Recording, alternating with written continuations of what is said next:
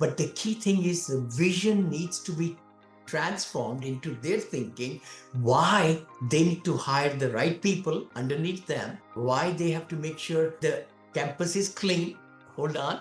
I used to have maintenance person start from the left in the morning, 7 o'clock, and a porter or helper start from the right.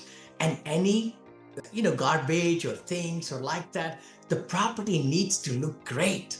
And then when the manager comes in, the leasing agent has to open up the lights of the leasing model, because you cannot take a resident and go there and then you start opening up all these things. No, no, no, no, no. You don't do that. You get it prepared. So those are the things I used to teach. I used to demonstrate in my meetings physically and record them.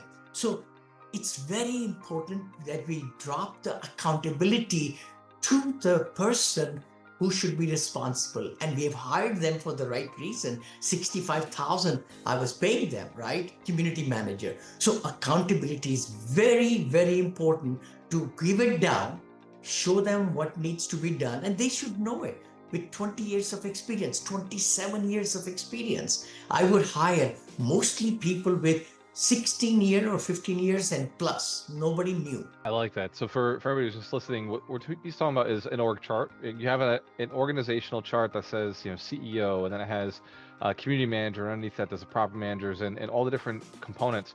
What Vinney's saying is put an actual name to those people, to those roles, so you know who that is, so you can actually go and hold them accountable to be what that role is supposed to be. Next notes, because I want to get to the property you've got at the end of this. So the next notes are, number 4 was implement the level 10 meeting every week. You kind of talked about what that involves. Everybody's got to be dressed. Everybody's got to show up. Everybody's got to have the camera. And how did you support that? 1, it was cultural. And 2, you actually made sure they had the hard equipment to do that.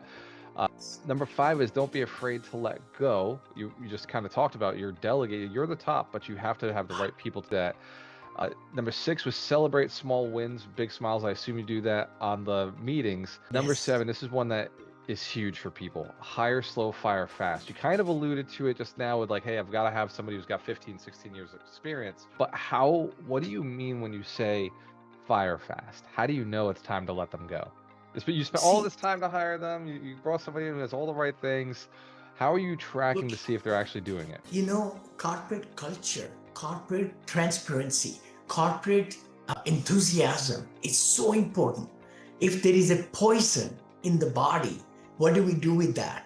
We go to the doctor, we cut it out, we do something, amputate this and that. I have been very, very in firing people in just 2 minutes.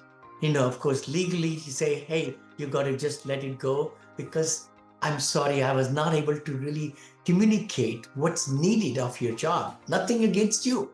Nothing against you. For this particular position, you are not showing me the results.